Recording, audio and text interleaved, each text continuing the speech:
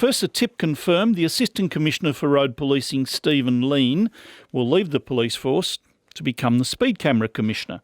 It's a crucial job at a time when the number of speed cameras is expanding significantly, something he has supported in the police force. In the studio with me, two people. One is the Police Minister, Lisa Neville, who's struggling a bit.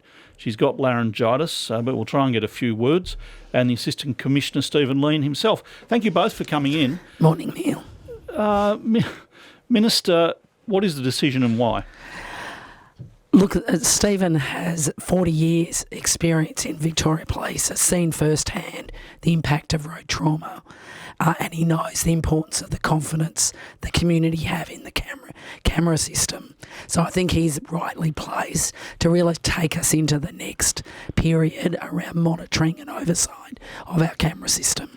Gordon Lewis, the inaugural Road Safe Camera Commissioner, said to me he didn't doubt Stephen Lean's honesty and abilities and everything, but he's worried about a perception of a conflict of interest. What's your reaction to that? Look, Stephen's not going to be looking at police operations. He's going to be looking at our camera system.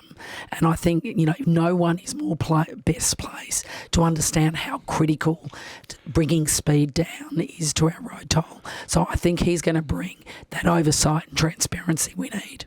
Stephen Lean, congratulations. Yeah, thanks, Neil. Why are you leaving? How long have you been in the force? Just shy of 40 years, so it's easier just to say 40 than a little bit less. Why are you getting out?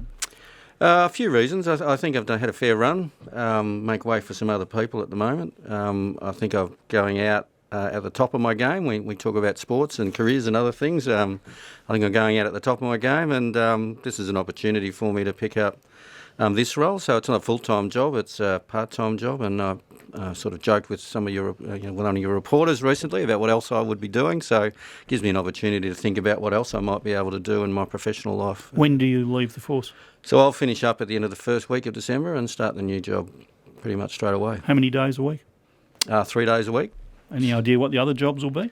No, I've really got. Well, I think I'm in a really fortunate position, and we talk about what policing career gives you, and I think our support from community and our superannuation and all those sort of things means that somebody at my age, I'm 57, I've actually got an opportunity to think about what else I'd like to do. So everything from maybe board work to consulting. I've joked about broadcasting, where you might sit, and perhaps engaged in public commentary as well as community service. I still want to keep doing that. Well, you're welcome to come here as Speed Camera Commissioner and broadcast whenever you like.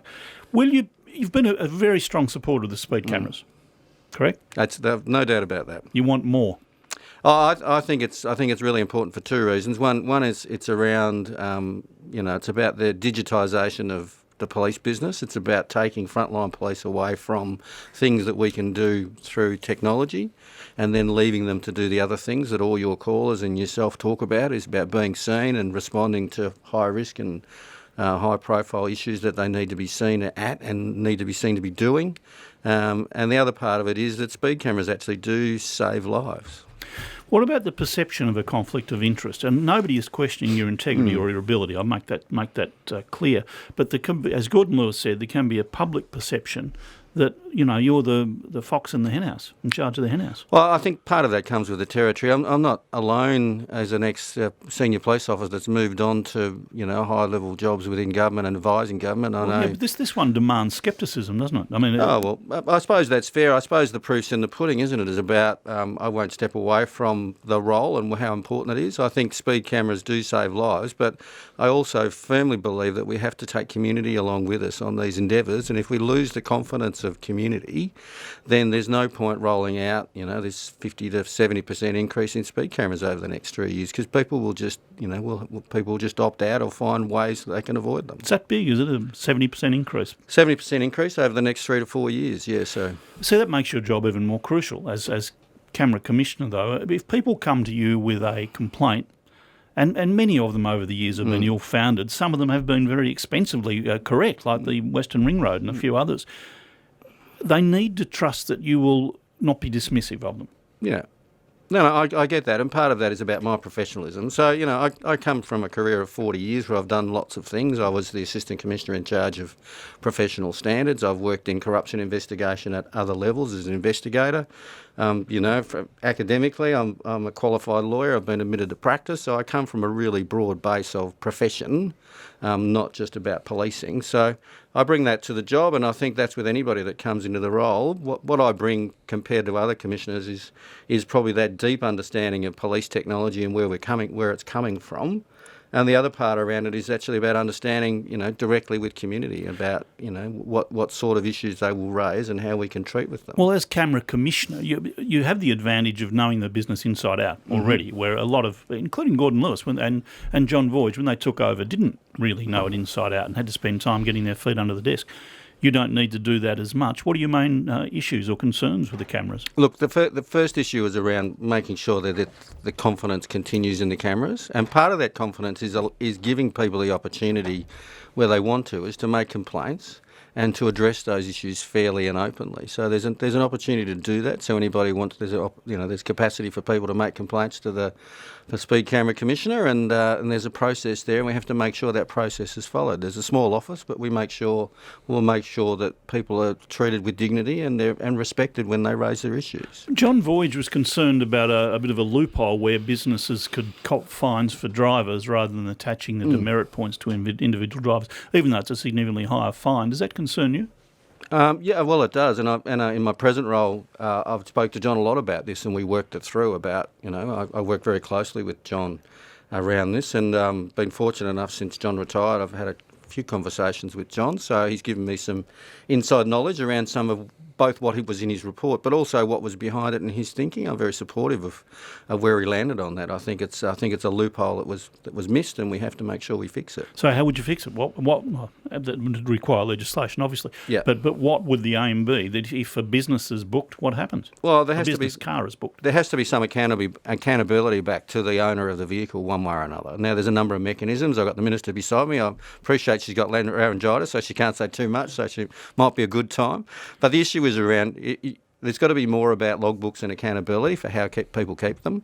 But there's also so that you can identify the driver. So the business has to show you the driver. Yeah. So that's the first position, is make sure that you identify who the driver is. The second thing is that we've got capacity to seize vehicles in certain circumstances, and it might be something the government might want to consider. Is that if somebody's racking up 30 or 40 speed cameras on a work vehicle and they're prepared to pay the extraordinary fines, and for the average Australian, understanding that you can pay a $2,000 odd fine to get you out of a speed camera ticket is a loophole that they want fixed. Are you worried by the campaign by the members where they could be parking near cameras, flashing their lights with their lights on? Oh, look! I think that it's an enterprise bargaining agreement. The chief, I think I might step aside a little bit. I think it needs to sit with the Chief Commissioner around. There's another mechanisms that he's got available to him before it gets to the point. But you are still AC Traffic, and I noticed that they're also planning to ban drug tests. Well, I certainly give advice to the Chief Commissioner really clearly, that which is consistent with what I've been saying on your program and others, is that speed cameras save lives. Is that drug testing and the use of drugs by drivers on our roads is the challenge of the next decade for policing across the world, and that continues to be a challenge. Now, within that frame, I'll leave it to the Chief Commissioner to engage with the union around what is appropriate industrial action. And there's places, there's a Fair Work Commission eventually that may very well make some rulings around what's appropriate action and what's not. Minister, if you're able, where they're talking about painting signs on police cars, flashing lights near speed cameras, mobile speed cameras, not doing drug tests fully, what's your reaction? Well, firstly, I think we will get a deal with the union, and we're working literally hour by hour to get there. I'm very confident that ultimately police and the Police Association will make the right decisions for community safety if we get to that point. And we would certainly have those conversations with them about minimising the impact on community safety in any industrial action. But I'm hoping we're not going to get there. We're in a very good place in terms of working closely together. Just don't force your voice. It'll probably be a bit... Sorry about that. That's better. No, I don't want to injure it. Okay, but you're confident a deal can be done that won't get to this? Yeah, look, we're working, from over the weekend every day. We're working with the Police Association. I think we can get a fair and reasonable deal that both meets the government wages policy but recognises the important role police play. Stephen Lean, point-to-point cameras, you've been a big supporter of those. That will continue as Camera Commissioner? Yeah, certainly. So both point-to-point and I think the mobile phone cameras I'm still pretty keen on. I think New South Wales proved they had I worked closely with my Assistant Commissioner colleague in New South Wales. They had an 18-month, 2-year lead into their plan. They knocked it over within 6 months, proved to government the value of the cameras in regard to mobile phones. And I should explain that you can put them on top of a bridge and they'll catch somebody with a mobile phone. Yeah. They'll see you as you head under the bridges, on the freeways or wherever, which is really where people are most at risk. Point to point, but both fixed and for a mobile. We saw overseas that it just killed, just not the right word, but it dampens road trauma overnight. If you roll them out in the right way, which is the same issue about confidence. You can't just start them without telling the community. You have to take the community along, run them for a while, and explain to the community what sort of speeds you're getting, and then announce what day you switch them on. And the experience I've seen from case studies across the UK is within overnight, road trauma and speed is reduced when community know that on that road you just can't speed. You're talking about point to point. I'm talking about fixed point-to-point, and then the other part is around mobile point-to-point, which is around that you actually, on other roads, you get an opportunity to put them in from time to time. If you do have, and I know New South Wales has already talked about massive amount of money coming in through the mobile phone cameras, which isn't surprising because we know how regularly that law is flouted. But if you are a Speed Camera Commissioner overseeing that, and this is a chance, Minister, isn't it? We could have them soon. So we've got the money to do the trials. I will ask Stephen to make sure we get this right, both the rollout that we're doing, but also, so my apologies to listeners. I know it's very difficult to listen to this, but Stephen will play a role in making sure we get this right. Your job we cut out for you there because nobody will know where they were nabbed or whether they're on the phone. I mean, you might tell them, we got you on such and such a bridge. Wouldn't have an idea whether you were on the phone. A lot of people, it's like the problem we've had down on the Peninsula Link where the point-to-points had picked people up and they thought they were being nabbed by other cameras. Yeah. People are not going to know whether they're guilty or not. I think that's the essence of the system, is that you've got to take people along both in the development and particularly around the rollout so that people do know where they are, how they operate, and when they come into action so they can understand what's the safe thing for all of us to do on the roads, but also when we're not doing the safe thing, why we need to be accountable. 96900 693 13 13 32. We'll take some calls in a moment. This means that you'll be stepping down right on the eve of the busiest season on the roads. There's never a good time. I suppose what's the right time over 40 years to step away from a policing career? I've had a number of opportunities which I've not taken, I suppose, since nearly 20 years ago when I finished my law qualifications, but what's the right time? I don't think there is one. But I do know that there's a lot of real quality talent coming up behind me in Victoria Police. A lot of them I've worked with, particularly at North West Metro over the 4 years I was there.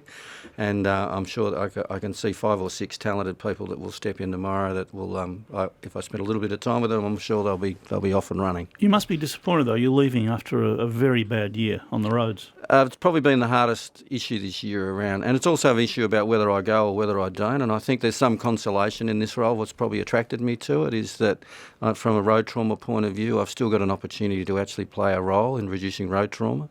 I live the day every day. I know the numbers every day, same as you do in your callers. I know it every night when my major collision unit, contact me and let me know they're going out to more fatal collisions.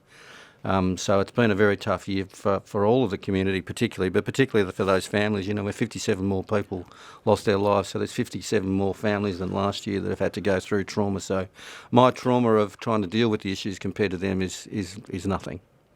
Okay, well, thank you very much for coming in. Congratulations. Thank Be you. the new, and you're more than welcome to come in and test your broadcasting skills here at any time you wish. Stephen Lean, the new Speed Camera Commissioner, and the retiring or stepping down AC Traffic